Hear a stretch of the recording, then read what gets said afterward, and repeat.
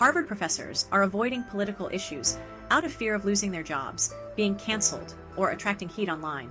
Harvard is the nation's premier university, producing many of our leaders.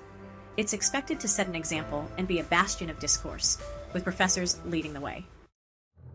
A survey by the university's Open Inquiry and Constructive Dialogue Working Group found most professors now avoid touchy topics inside and outside the classroom after last year's campus protests related to the war in Gaza.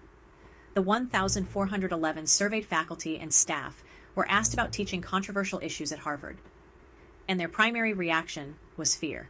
Just 18% felt very comfortable, and 31% somewhat comfortable. But more than half were somewhat or very reluctant. This means over half of Harvard's faculty are afraid to discuss controversial issues in the classroom. Out of fear for their jobs, they've abdicated the responsibility of facilitating difficult discourse. With no proper guidance, the campus devolved into chaos in the name of Palestine, driven by slogans, visual protests, and tents in the quad without constructive dialogue. Professors were asked their comfort level, discussing a touchy topic on campus. 9% were very comfortable, and 23% somewhat comfortable. 41% were somewhat reluctant, and 27% very reluctant. Over 2/3 feel chilled to speak their minds. The study found professors are more scared than students to speak up. 55% of students were comfortable discussing controversial topics, and 61% were comfortable speaking outside the classroom. Professors fear for their reputations and jobs, citing potential damage to their professional standing, negative teaching evaluations, contract non-renewal or tenure denial, criticism on social media, and complaints about bullying and harassment. Some of the blame must be placed on the institution. If staff don't feel supported, they're less likely to wade into difficult territory. Former university president Claudine Gay resigned in January, just 6 months into her job after testifying before Congress. She was succeeded by Alan M. Garber, who became permanent president in August 2024.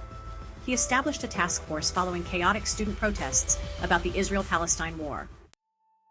The university should ensure faculty, instructors, and students enter classrooms with tools and mindset for rigorous discussion and constructive disagreement. President Garber should be applauded for establishing the working group, but Harvard ought to be embarrassed by the group's findings. Harvard was ranked dead last in FIRE's most recent campus free speech rankings based on student and faculty polling.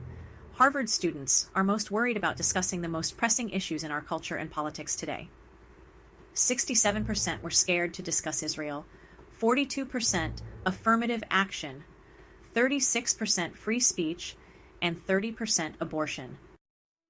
If the smartest kids at the most elite university can't break ground on contentious topics, what hope do we have for future generations to progress on divisive issues? Their professors are too scared to lead the way.